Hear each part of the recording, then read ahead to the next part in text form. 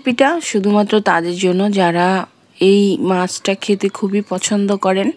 আসসালামু আলাইকুম এভরিওয়ান। ফার্স্টে দেখতে পাচ্ছেন আমি পেঁয়াজটা ভেজে নিচ্ছি আর তার ভিতরে কিছু তেজপাতাও দিয়ে দিলাম। এটাকে আমাদের এখানে ভাজা মশলা বলে, যেটা রান্নার শেষে বেটে দিতে হয়। আর এর ভিতরে এখন একটু পেঁয়াজ অ্যাড করে দিব, দিয়ে যখন এটা ভাজা হয়ে যাবে তুলে সাইডে রেখে দিব। আর এটা দিলে কিন্তু তরকারির স্বাদটা অনেক অনেক বেড়ে যায়। এই যে রেখে দিয়েছি। এখন সেম কড়াইতেই আমি গিয়ে তেল দিয়ে তার ভিতরে কাঁচামরিচ ভেজে নিচ্ছি। ভাজা হয়ে গেলে এর ভিতরে দিয়ে দিব রসুন বাটা, জিরা বাটা আর গিয়ে আদা বাটা। শোনেন, একটা কথা বলি, কারো গিয়ে রান্না নিয়ে এত বাজে মন্তব্য করা ঠিক না, কারণ যে যার যার মতো করে রান্না করে, রান্না একটা আর্ট। এটা যার যেরকম পছন্দ সে সেইভাবে রান্না করে। আসলে সবাই তো এক ধরনের রান্না করবে বা একই নিয়মে চলবে, এটা কিন্তু কোনোভাবেই পসিবল না। মশলাটাকে কিন্তু আমি খুব ভালো করে কষিয়ে নিয়েছি আর সামান্য পরিমাণে একটু পানিও অ্যাড করে দিয়েছি, যাতে করে মশলাটা পুড়ে না যায়। এই তো আমার কিন্তু মশলাটা খুব ভালো করে কষিয়ে নেওয়া হয়ে গিয়েছে। আর আমি এই যে শোল মাছটা এখন এর ভিতরে অ্যাড করে দিব। আসলে শোল মাছ কাটার স্টাইল এক একজনের এক এক রকম। আপনারা যদি চান গোলগুলো রাখতে পারেন। মাছটাকে অ্যাড করে দিয়ে খুব ভালো করে কষিয়ে নিতে হবে।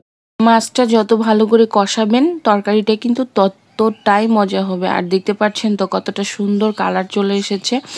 এখন মাছটাকে খুব ভালো করে কষিয়ে নেওয়া হয়ে গিয়েছে আর আমি এই মাছটাকে কিন্তু এক সাইডে রেখে দিব। আসলে আমি ফার্স্টেও বলেছি এক একজন এক এক রকম করে রান্না করেন, যার যেরকম পছন্দ সেভাবে রান্না করতেই পারেন। বাট আমি যে রেসিপিটা দিয়েছি এটা ফলো করে বাসায় একবার হলেও ট্রাই করে দেখবেন। ইনশাল্লাহ আপনাদের অনেক ভালো লাগবে আর বারবারই খেতে ইচ্ছা করবে। এখন সেম মশলার ভিতরে কিন্তু অল্প একটু আলু দিয়ে আমার মা আলুটাকে খুব ভালো করে কষিয়ে তার ভিতরে একটু পানি দিয়ে দিল। এটা ঝোলের পানি। আর যেহেতু এটা নতুন আলু, খুব বেশি পানির দরকার হবে না, তারপরও আপনারা পরিমাণটা বুঝে দিবেন, যে যেরকম খেতে চান সেরকমই। এখন এই যে পানিতে বলক চলে এসেছে আর এখন এর ভিতরে সে তুলে রাখা মাছগুলো কিন্তু অ্যাড করে দেওয়া হচ্ছে। এই শীতের দিনে জানেন এই তরকারিটা কিন্তু আমার খুবই পছন্দের, কারণ নতুন আলু দিয়ে এই তরকারি রান্না করলে খুবই মজা হয়। আর বিশেষ করে আমার মা রান্না করলে তো কোনো কথাই হয় না। আর এর উপরে এখন দিয়ে দিচ্ছে টমেটো দিলেও কিন্তু অনেক মজা লাগে আমার কাছে। টমেটোটা দিয়েও কিন্তু বেশ কিছুক্ষণ তরকারিটা রান্না করে নেওয়া হয়েছে। দেখতে পাচ্ছেন ঝোলটা একদম কমে এসেছে আর টমেটোটাও কিন্তু গলে গেছে। অ্যান্ড আলুটা একটু চেক করে নেওয়া হচ্ছে। আর ওই যেই ভাজা মশলাটার কথা বলেছিলাম সেটা কিন্তু তুলে বেটে নেওয়া হয়েছে। আর এই মশলাটা দিলে বিশ্বাস করেন তরকারির স্বাদ কিন্তু দ্বিগুণ হয়ে যায়। আপনারা যারা এই মশলাটা দিয়ে তরকারি খেয়েছেন তারা তো এর স্বাদ অবশ্যই জানেন, আর যারা খাননি তারা কিন্তু বাসায় মাস্ট ট্রাই করবেন, তাহলেই কিন্তু বুঝতে পারবেন এটা যে কতটা মজা হয়।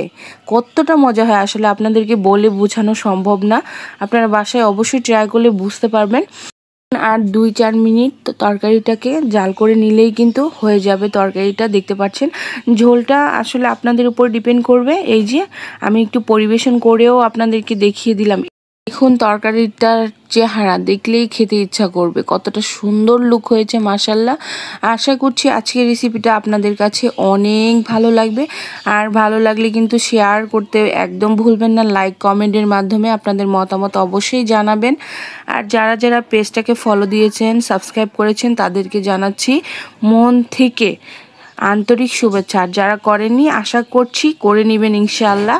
রেসিপিটা এই পর্যন্তই। সবাই ভালো থাকবেন ইমান এবং স্বাস্থ্যের সাথে। আমার জন্য দোয়া করবেন। আসসালামু আলাইকুম এভরিওয়ান।